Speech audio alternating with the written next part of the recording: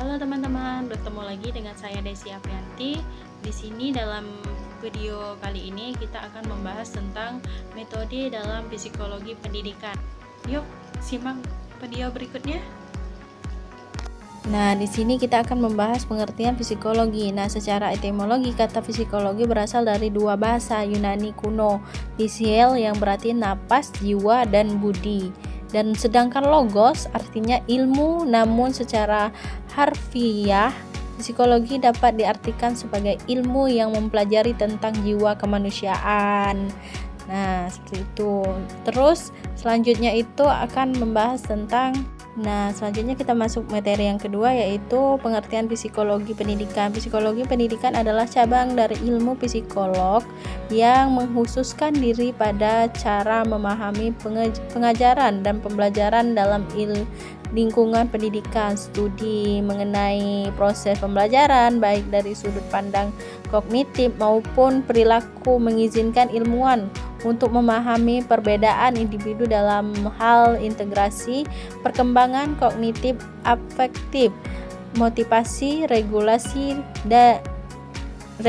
diri, konsep diri, serta peranannya dalam proses belajar, seperti itu. Selanjutnya itu adapun materi yang ketiga, yaitu tentang di sini kan ada metode psikologi pendidikan. Nah, yang pertama itu metode eksperimen. Metode eksperimen adalah suatu ringkasan atau rangkaian untuk melakukan percobaan yang digunakan oleh seorang peneliti baik dalam sebuah laboratorium ataupun dalam sebuah ruangan tertentu. Misalnya untuk teknis pelaksanaannya menyesuaikan dengan data yang akan diangkat. Contohnya data mengenai aktivitas siswa saat belajar, seperti itu.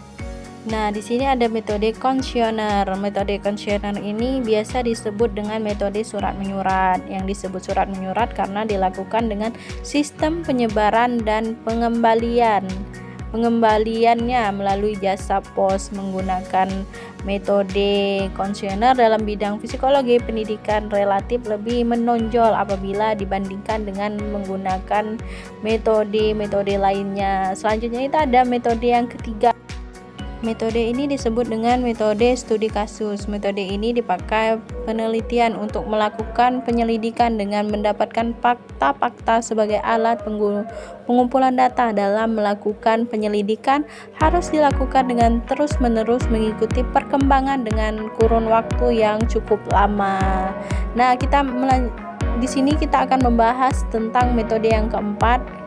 Nah, di sini ada metode penyelidikan klinis. Adapun penggunaan metode penyelidikan klinis ini untuk mengetahui sebab timbulnya perilaku tidak normal dari seorang siswa. Setelah mengetahui faktor penyebab itu, peneliti harus berupaya mendapatkan cara yang tepat untuk mengatasi penyimpangan tersebut. Nah, selanjutnya itu ada metode yang kelima, itu ada metode yang terakhir yang kita akan bahas. Jadi metode yang terakhir ini tentang metode observasi naturalistik. Nah, metode ini digunakan oleh psikologi perkembangan, psikologi kognitif, dan psikologi pendidikan. Metode ini digunakan untuk kepentingan penelitian psikologi pendidikan untuk seorang peneliti, namun harus melalui perantara dari guru dan disalurkan lewat kegiatan belajar dan mengajar, seperti itu. Nah, karena kita sudah membahas tentang materi tadi, saya harap kita bisa mengerti sama-sama. Lebih dan kurangnya saya mohon maaf. Wassalamualaikum warahmatullahi wabarakatuh. Sampai jumpa di video berikutnya. See you next time.